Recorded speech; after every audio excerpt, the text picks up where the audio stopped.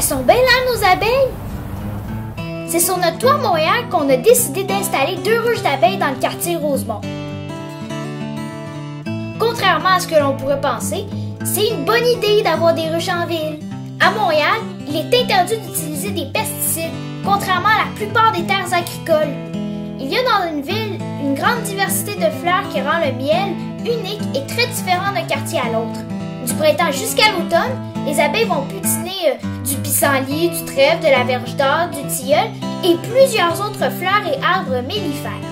L'abeille est un insecte pollinisateur qui joue un rôle essentiel dans notre écosystème. Le tiers des récoltes mondiales dépendent des abeilles.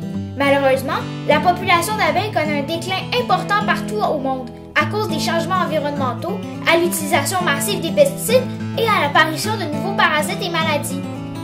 L'abeille est un insecte fascinant. De sa naissance jusqu'à sa mort, elle va travailler sans relâche pour assurer la survie de sa colonie et de son espèce. Elle va exercer plusieurs tâches au cours de sa vie. Les abeilles que l'on voit effectuent leur dernière tâche, butiner. Vers leur 21e jour d'existence, elles vont prendre leur envol et passer les 3 prochaines semaines à visiter jusqu'à 2000 fleurs par jour pour apporter du nectar, bien sûr, mais aussi du pollen, de la propolis et de l'eau. Pour produire 1 kg de miel, les abeilles peuvent parcourir une distance équivalente à 4 fois le tour de la Terre. Et c'est parce qu'elles produisent plus de miel qu'elles en auront besoin durant l'hiver que l'on peut se permettre de prendre les surplus.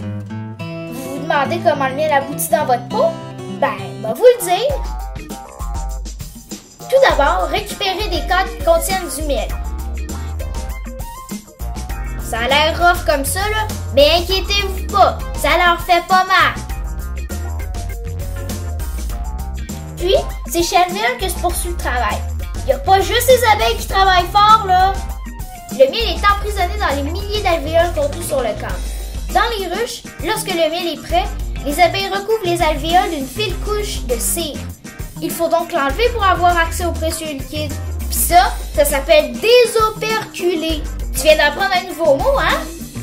Bon, ensuite on met les côtes dans une centrifugeuse qui va expulser le miel à l'extérieur des alvéoles. On n'a qu'à recueillir le tout et le mettre dans des Tupperware, un contenant étanche, réutilisable et garanti à vie. Il y a une chose qu'il ne faut pas oublier. Le miel, c'est le résultat d'un travail exemplaire des abeilles, un insecte en déclin qui a un rôle majeur sur la nature et les humains. Vive les abeilles!